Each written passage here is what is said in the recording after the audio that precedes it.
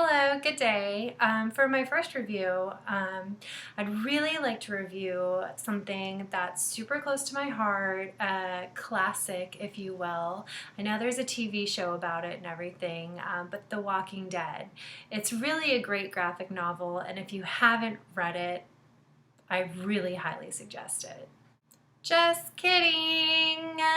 No, today actually we're going to be talking about one of the first graphic novels that I dove into pretty hard.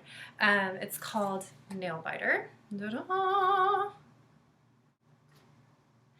So, Nailbiter is a story by Joshua Williamson, who's also done the Predator graphic novel and has a newer one out called Birthright that I'm kind of looking forward to checking out really soon. The art is by Mike Henderson, who also does art for IDW and Marvel Comics. The art is really cool in this book. Not giving anything away, but just know that the pictures are just as awesome as the storyline. What really got me into this series are there's kind of multiple things going on at one time. The main story is that the town of Buckaroo, Oregon produces serial killers, like all of them essentially.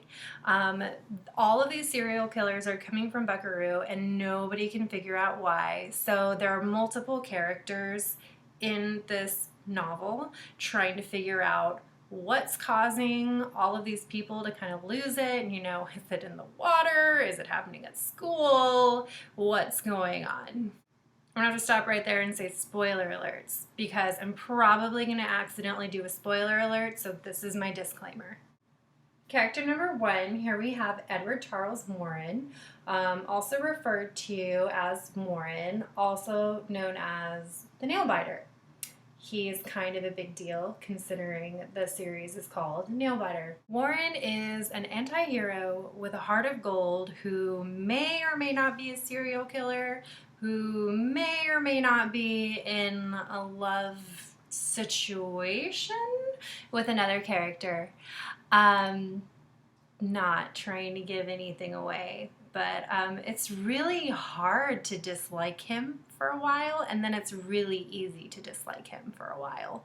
Next we have Nicholas Finch, who is an investigator for the Army, who is on hiatus slash very highly suggested leave for certain reasons to be disclosed in said novel. Nicholas is not from Buckaroo. However, he is there looking for a friend who is also an investigator who was there to solve the mystery of what causes all these people from Buckaroo to become murderers. His friend, Elliot Carroll, who's investigating in Buckaroo, actually ends up going missing, which is what brings Finch to the town.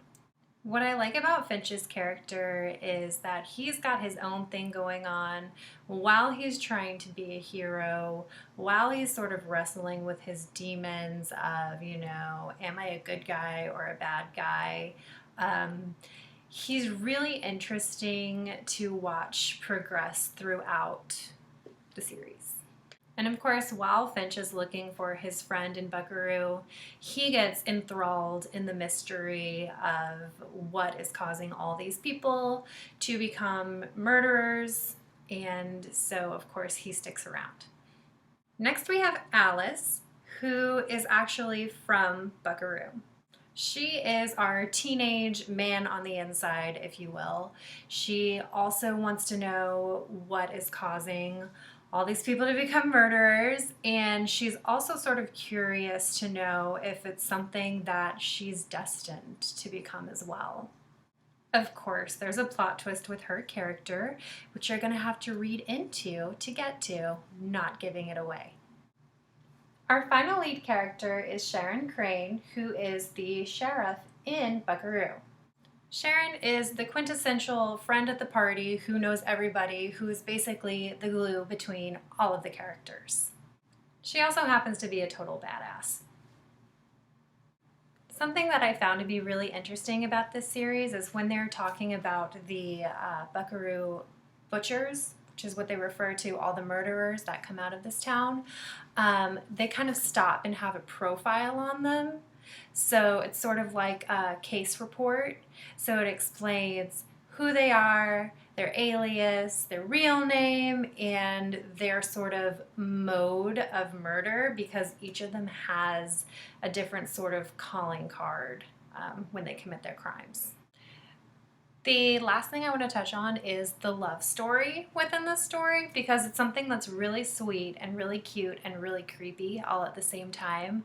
And it's definitely something that kept me intrigued in parts where I was kind of like, meh, when it came to like the investigation and solving the crime.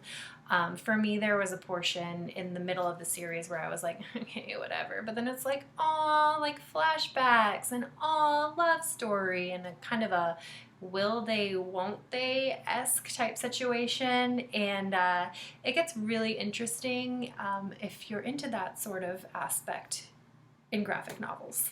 Taking the art and the storyline and the entire series together, I would rate this an 11 out of 10. It got me hook, line, and sinker. Even when I lost it in the middle of the series, there was something there to keep me interested.